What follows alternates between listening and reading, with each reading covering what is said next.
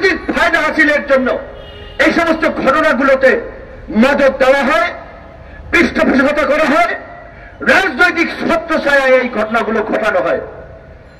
ভারতের লোকসভা নির্বাচন রাজনৈতিক সচেতন মহল এবং দেশের বুদ্ধিজীবীরা স্বাভাবিকভাবেই একটা আশঙ্কা করেছিল ওইখানে ভারতে উগ্র হিন্দুত্ববাদী যে বিজেপি দল তাদেরকে জেতানোর জন্য ওই উগ্র হিন্দুত্ববাদী দলের মদতপুষ্ট আওয়ামী লীগ এবং এইখানকার ফ্যাসিবাদের দোসররা এইখানে একটা সাম্প্রদায়িক ঘটনা ঘটাবে। তো ঈদ চলে গেছে, রোজা চলে গেছে, নানান কারণে হয়তো সেটি ঘটে নাই, কিন্তু শেষ পর্যন্ত যে ঘটনাটি ঘটল লোকসভা নির্বাচনের আগের দিন, এইখানে যদি ওইখানকার মুসলমানরা যদি এটাতে রিয়াক্ট করত, হিন্দু মুসলিম একটা দাঙ্গা শুরু হয়ে যেত না। কিন্তু আমার একটা কথা সারা দেশের মানুষকে আমরা এখানে বলতে চাই, এই যে কতিপয় হিন্দু দুর্বৃত্ত এই ঘটনা ঘটল, নিশ্চয়ই এর জন্য সমগ্র হিন্দুরা দায়ী না, এমনকি ফরিদপুরের হিন্দুরাও দায়ী না। আবার কোথাও কোথাও যে বিভিন্ন অঘটনে যে একজন মুসলমান কিংবা অন্য মানুষের সম্পৃক্ততা পাওয়া গেছে, তার জন্য ওই সম্প্রদায়ের পুরো মানুষ দায়ী না।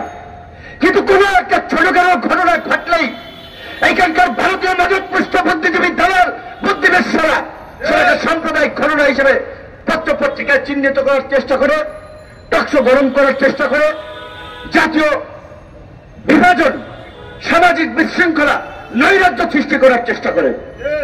সাম্প্রদায়িক ঘটনার একটা ব্যাপ্তি আছে, ব্যাপকতা আছে। একটা সাম্প্রদায়িক ঘটনাকে আপনি কখন সেটাকে সাম্প্রদায়িক হিসেবে বলবেন?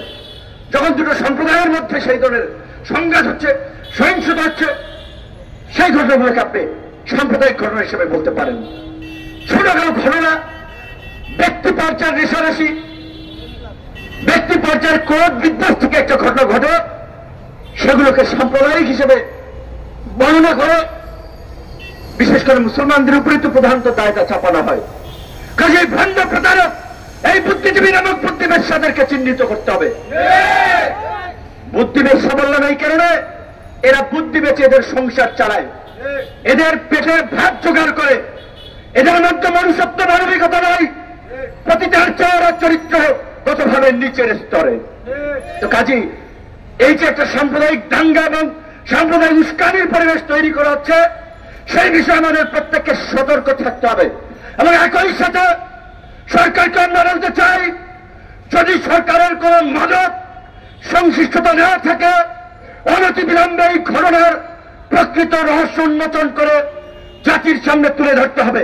কারা কারা এই ঘটনায় জড়িত, কিভাবে এই ঘটনা ঘটেছে, কারা মদত দিয়েছে, তার পূর্ণাঙ্গ তদন্ত প্রতিবেদন জাতির সামনে হাজির করতে হবে।